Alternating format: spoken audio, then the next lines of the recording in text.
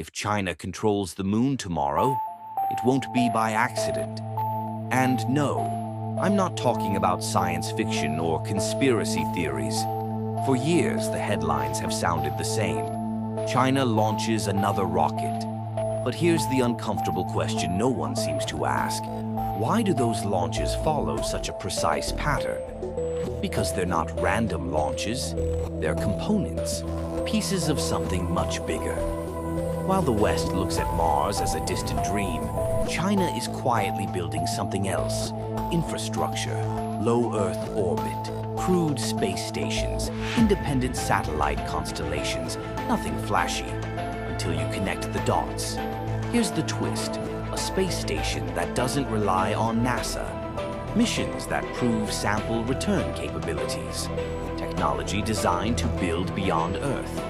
Now, think about this for a moment. If you can live, research, and manufacture in space, who gets to set the rules? The real question isn't whether China is going to the moon. It's what they plan to do when they get there first. And that's something almost no one is telling you. Are you going to miss it? Subscribe and don't miss the channel's first documentary-style video, dropping next Sunday. I'll leave the link in the description.